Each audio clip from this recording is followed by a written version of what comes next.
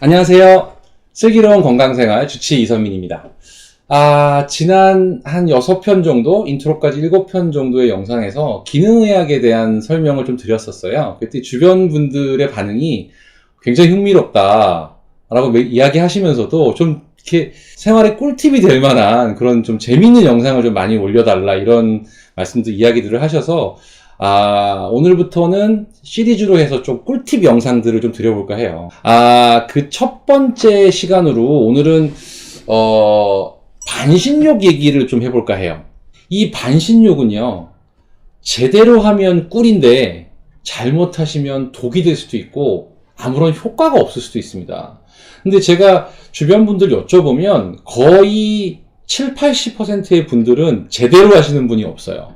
그래서 제가 전문가로서 좀 이 반신욕 제대로 하는 꿀팁 알려드릴 거고요. 영상 끝까지 보시면 정말 많은 거 얻어가실 수 있으니까요. 자, 설명을 잘 들어보셨으면 좋겠습니다. 반신욕이 과연 어떤 효과가 있을까요? 반신욕의 원리를 먼저 아셔야 돼요. 반신욕이라는 거는 다들 알고 계시지만 한 배꼽 정도까지 더운 물을 채워서 욕탕에 앉아 있는 거예요. 이걸 가지고 전문가들이 한때 운동과 같다라고 얘기를 했고요. 저 역시 반신욕을 가끔씩 즐기지만 거의 운동에 가까운 효과가 실제로 납니다. 어떤 원리냐면, 자 보세요. 아래쪽 배꼽 밑으로 따뜻한 물이 있고요. 위쪽으로는 반신욕 원칙은 뭐냐면, 뭐 이렇게 입거나 따뜻하게 하시면 안 돼요. 조금 차갑게 옷을 벗고 계셔야 되는데, 그러면 우리가 필연적으로 하체와 상체의 온도차가 나겠죠. 따뜻한 물이나 따뜻한 공기는 위쪽으로 가게 돼 있어요.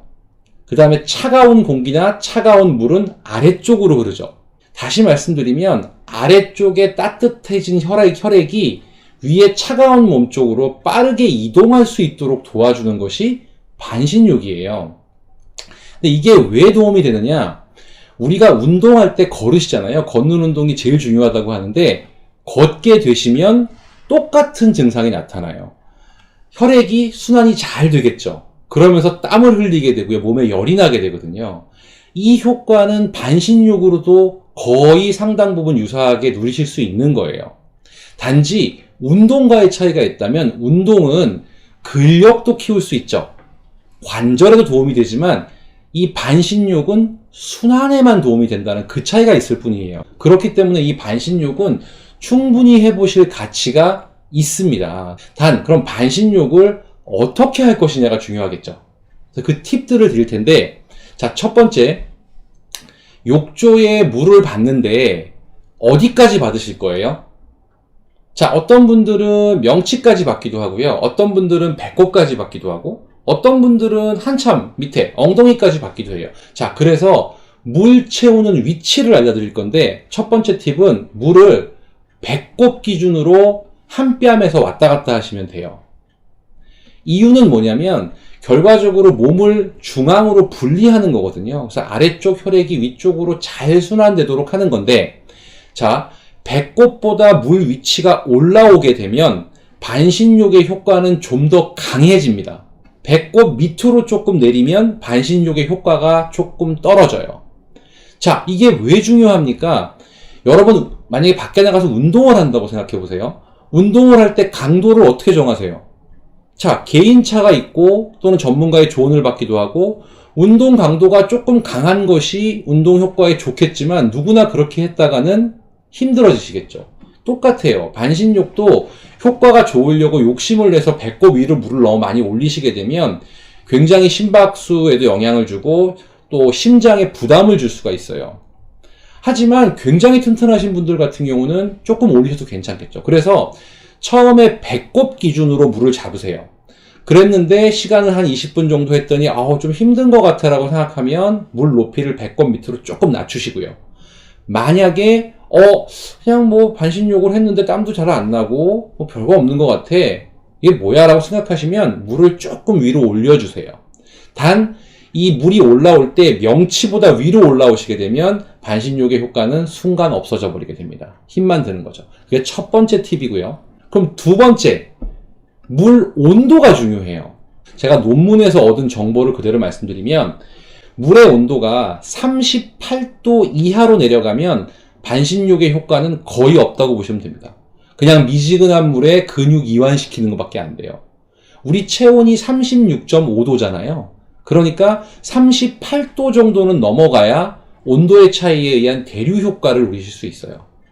38도를 넘기시는 게 좋은데 온도가 높은 게 좋다고 했더니 그 당시 보면 막 42도, 43도, 우리가 보통 목욕탕에 가면 열탕이라고 하는 온도가 있잖아요. 열탕까지 올리시는 분들이 있어요. 이렇게 되면 심장에 드디어 무리가 가기 시작합니다. 그래서 그 논문에 보면 40도를 넘어가는 순간부터 심장에 부하가 걸리기 시작해요. 이해 가시죠? 그래서 물의 온도를 38도에서 40도 사이를 반드시 하는 동안 유지하셔야 돼요. 이렇게 했더니 대부분의 분들이 난감해하는 게 온도를 어떻게 맞추냐는 거죠. 제가 팁을 알려드릴 건데 실제로 인터넷에 반신욕 온도계를 검색을 해보시면 대부분 이렇게 물에다가 띄우는 아이들 장난감 같은 모양의 온도계가 대부분 나옵니다. 그런 온도계는요, 물에서 꺼내는 순간 온도가 변해버리기 때문에 정확한 온도를 맞추시기가 힘들어요. 제가 꿀팁을 드릴 텐데 제가 온도계를 준비했어요. 온도계 보이시죠?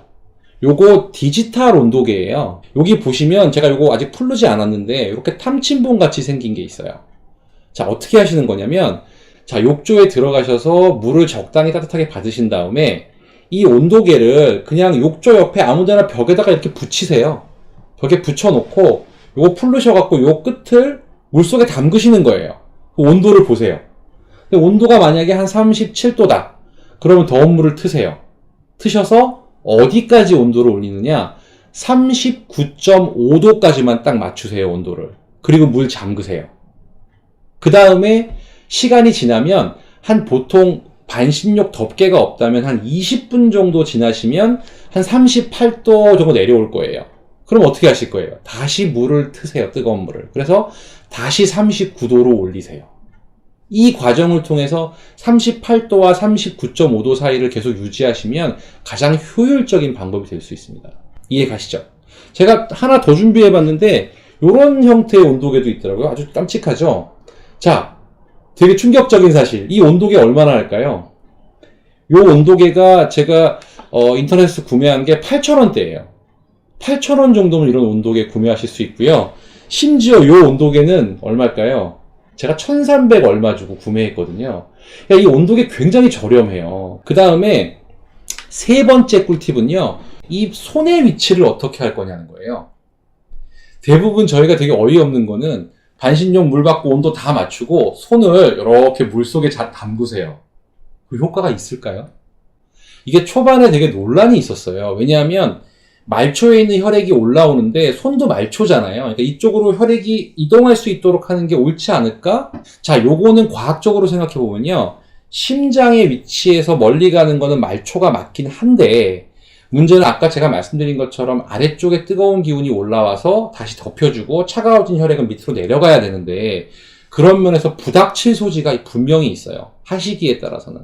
그래서 일단 반신욕 시작하실 때 손은 물속에 담그지 않으시는 걸로 하는 게 좋겠습니다. 자, 마지막으로 시간이 중요하겠죠. 몇 분이나 할 거냐, 반신욕을. 보통은 20분 정도를 기준으로 전문가들이 많이 권유를 하고 있어요. 근데 똑같아요. 밖에 나가셔서 몇 분이나 운동하실 거예요. 이건 개인차가 분명히 있겠죠. 단지 제가 권해드리고 싶은 거는 최소한 반신욕을 하시다 보면 이게 왜 운동과 같냐면 분명히 땀이 나기 시작해요. 어느 시점부터.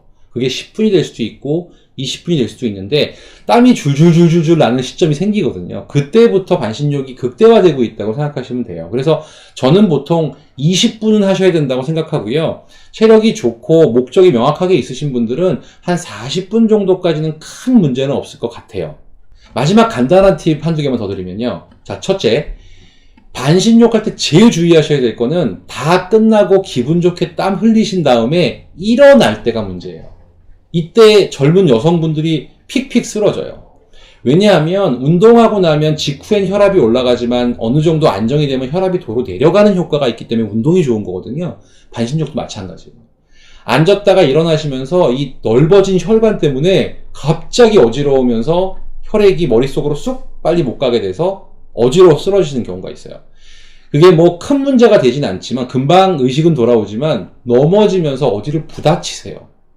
다쳐서 오시는 분들도 있었거든요. 그래서 반신욕이 끝나고 일어나실 때는 반드시 옆에를 잡고 혹시 내가 넘어지지 않을까에 대한 준비를 하면서 천천히 일어나셔야 되고요. 반쯤 일어나시다가 어지러운 것 같으면 도로 욕조로 앉으세요. 그런 연습을 하셔야 됩니다. 반드시. 그러다 보면 이제 괜찮아지실 거예요. 자, 하나 더. 반신욕이 끝난 다음에 이제 그 욕실 밖으로 나오시게 되면 사실 덮여놓은 아래쪽 하체가 이제 확 식잖아요. 그렇기 때문에 그래도 효과를 조금 더 길게 효율적으로 보시려면 따뜻한 양말하고 이 내복 같은 것들을 좀 입고 한두 시간 정도는 하체의 체온을 유지하시면 사실은 가볍게 반신욕을 하신 효과를 연장시키실 수도 있습니다.